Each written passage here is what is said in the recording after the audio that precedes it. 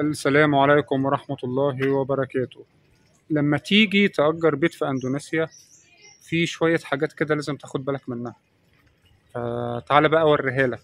طبعا هي البيوت في أندونيسيا بتبقى نوعين، يا إما بيت أرضي فيلا زي البيوت اللي انتوا شايفينها ورايا دي، بيبقى عبارة عن دور أرضي فقط، أو إن هو بيكون بقى شقة في عمارة.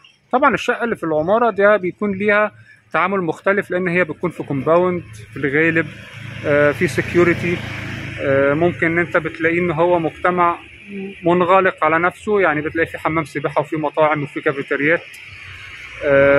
انما اللي انا هتكلم عليه المره دي هي البيوت الارضي اللي هي موجوده في المدن الصغيره، وهتلاقيها في القرى برضو، بس طبعا مفيش حد هيجي يسكن في قريه، فانا بصور لكم من مدينه، فهتشوفوا البيوت في المدن الصغيره، العيوب اللي انت لما تيجي تأجر او تشتري تاخد بالك منها. اندونيسيا عندهم 6 شهور مطر، موسم المطر بيقعد 6 شهور، بتشوف امطار عمرك ما شفتها في حياتك. انسى الامطار اللي انت شفتها في الشرق الاوسط خالص، اللي موجود في اندونيسيا سيول.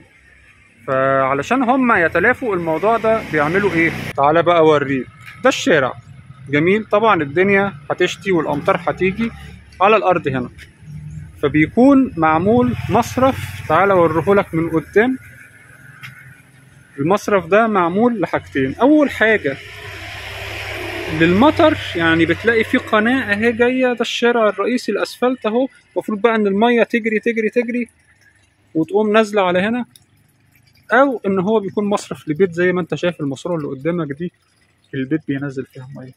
طبعا المصرف ده لما يكون مفتوح بالمنظر اللي انت شايفه ده، هتقابل كميه ناموس انت ممكن ان انت تكره حياتك فغير الريحه الناموس. فأول حاجة لو لقيت بيت قدامه مفتوح بالمنظر زي ده، المصرف مفتوح بالمنظر ده وينفع ان انت تشوفه وتشوف المية اللي فيه، ابعد. يعني قول لصاحب البيت، يعني لو هتغطيه ماشي، ممكن ان هو يتغطى. هوريك، تعالى اوريكوا بيتغطى ازاي. بص ده بيت تاني مغطيه، حاطط عليه صاج كده بس مش اكتر، وفي واحد تاني بقى مغطيه بنا. بص اهو، ده مغطي اهو، ده كده متغطي، ده كده عامل ايه، حتة خشبة من تحت واسمنت ومظبط الدنيا، بحيث ان وانت ماشي ادي الشارع وادي المدخل بتاع البيت وادي الناحية التانية. على الناحية التانية كل اللي انت شايفه الصف ده كله متغطي، يعني كل ده متغطي، هو بس مكشوف منين؟ مكشوف من الناحية دي. فانت لو لقيت بيت زي ده مكشوف طبعا، يعني حاول ان انت تقول له يا اما يغطيه يا اما بقى ان انت ايه، تشوف بيت تاني افضل. وعلشان الشتاء برضو، علشان كمية الأمطار الرهيبة، تعالى أوريك حاجة مهمة بالنسبة للمدخل بتاع البيت. في نفس المكان اللي أنا واقف فيه ده الشارع، المية احنا قلنا إن هي بتروح للمصرف، طبعا مش كل المية هتروح، ساعات كميات الأمطار بتكون كتيرة. فالمفروض بقى يعني الأندونيسي أو الراجل اللي فاهم بيعمل إيه؟ بيعمل المدخل بتاع البيت بالمنظر ده. بص الارتفاع، بص العلو عامل ازاي. انا دلوقتي عديت لك الناحيه التانية اهو، بص ده الشارع اهو، وعامل كل ده مرتفع بحيث ان الميه عمرها ما هتعرف انها توصل جوه. طبعا دي حته ارض هو لسه هيبنيها بيت، بس هو بس ايه، مجرد ان هو جهز المدخل. بتلاقي اغلب البيوت عاملين الحته دي، يعني حتى البيت ده برضو البيت اعلى من الشارع. طالما ان البيت اعلى من الشارع فالميه عمرها ما هتدخل. انما لو لقيت بقى البيت في نفس الحذا بتاع الشارع، يعني البيت مش مبني بارتفاع، لا انت كده شكرا، مع اول شتاء تقيل هتلاقي الميه كلها هتقوم جري عندك، هتبهدل لك الدنيا. طبعا لو في عفش ولا في سجاد، الميه طبعا مفيش حاجه بتوقفها. انت بص اهو، كل البيوت لازم ان يبقى في ميل قدام، حتى الجراج برضو بتاع العربية لازم يبقى فيه ميل قدام البوابة. طبعا هو بيكون في مبلغ بيتم الاتفاق عليه حسب بقى كل منطقة أو كل حي، المبلغ ده بيتلم من كل السكان بتاع الشارع. يعني مثلا الشارع اهو كل السكان اللي ساكنين في الشارع بيدفعوا. لو في حاجة عايزة تتصلح، حاجة مشكلة في ماسورة، مبلغ بيدفع السيرفيس ده اللي هو واحد بيجي بقى بيكنس الشارع، بينظفه، بيشيل القمامة اللي هي قدام كل بيت. طبعا في الكومباوند، او لو ان انت بقى مأجر شقة في عمارة، المفروض ان المبلغ ده بقى بيشمل حاجات تانية. يعني ساعات بقى بيشمل الاسانسير، ساعات بتكون مثلا العداد بتاع الكهرباء مشترك، حسب بقى كل عمارة. يعني انت لما بتيجي تأجر بتعرف التفاصيل دي بقى من الراجل اللي هيأجر لك من المكتب او من صاحب المكان. هو اللي هيقول لك الفلوس بتاعت السيرفيس دي كام، لان دي فلوس شهرية بتدفع وبتتصرف في ايه، علشان ما تجيش تتفاجأ بحاجة يقول لك لا انا قايل لك من الاول في العقد ان انت المبلغ اللي دفعته او المبلغ بتاع السيرفيس لا يشمل كذا. فلازم ان انت تعرف السيرفيس كام، والفلوس اللي انت هتدفعها دي ايه الخدمات اللي انا هاخدها مقابل المبلغ اللي انا هدفعه. طبعا هو بيكون مبلغ بسيط في الغالب، ما بيكونش مبلغ كبير، بس حقك لازم ان انت تكون عارفه. تاني حاجة بقى تبص عليها السقف. يعني بص السقف، طبعا ده المفروض ان يكون لونه احمر او بني محروق. لو انت لقيت ان لونه اتغير كده وبقى قريب للاسود، معنى كده ان البيت ده قديم، او انه السقف نفسه قديم. المعلومة دي بقى مفيدة في ايه؟ في ان زي ما قلت لك اندونيسيا فيها شتاء كتير، فيها كمية امطار كتير، فالمفروض ان السقف ده مش هيستحمل بقى كل سنة نفس كمية المطر، هيجيله وقت ويبقى قديم. فانت بتعرف منين ان السقف صاحبه اهتم بيه وجدده ولا لا؟ من اللون بتاعه. كل لما بيقدم، كل لما الطوب ده بيقدم وبيبقى لونه بيميل للسواد، المفروض لونه الجديد احمر.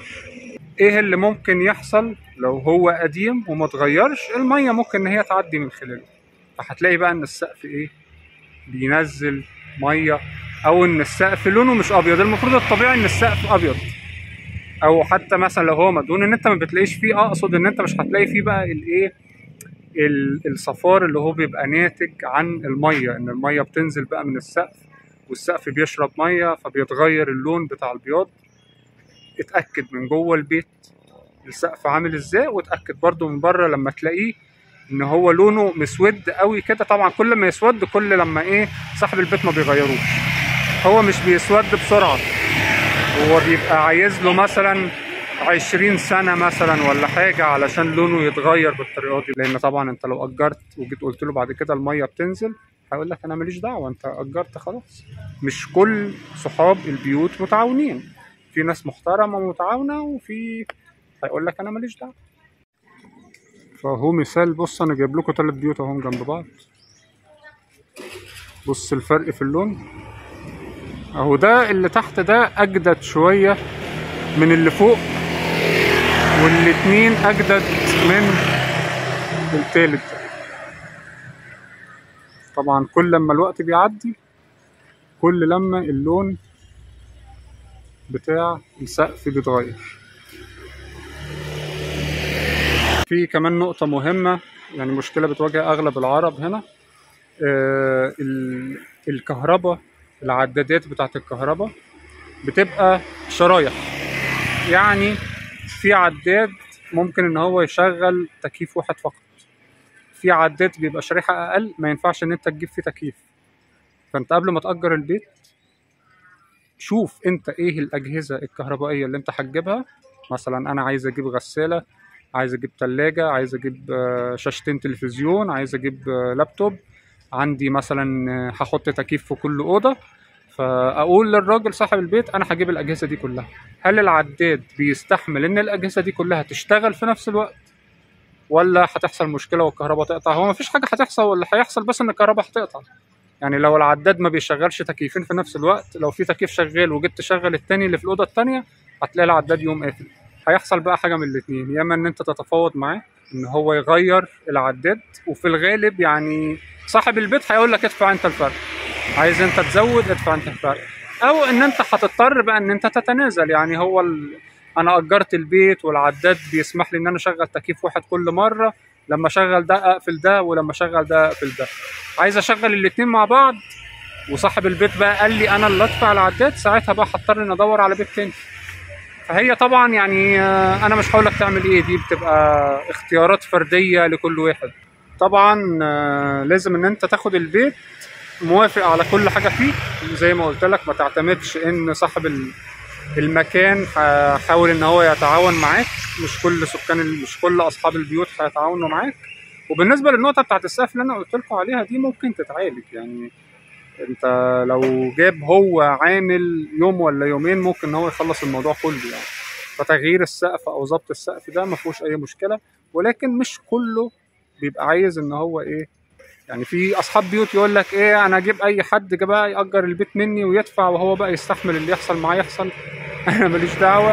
وفي اصحاب بيوت بصراحه يعني، انا نفسي في بيوت انا اجرتها صاحب البيت متعاون جدا يعني. كل حاجه انا اقول له انا عايز اغير كذا يقول لي ماشي، وهو اللي بيغير لانه عارف انه بيغير لنفسه. بس هو ده الفيديو. انا حاولت ان انا افتكر لكم بعض الحاجات المهمه، طبعا مش كل حاجه، انا ما قلتش كل حاجه في الفيديو، بس دي الحاجات المهمه اللي انا افتكرتها. ما تنسوش اللايك والشير، الناس اللي هي ما اشتركتش في القناه تشترك. لو في اي سؤال ليكوا في النقطه دي اكتبوه لي في التعليقات، وانا ان شاء الله هرد على اسئلتكم جميعا، واشوف وشكم بخير في فيديو تاني ان شاء الله. والسلام عليكم ورحمه الله وبركاته.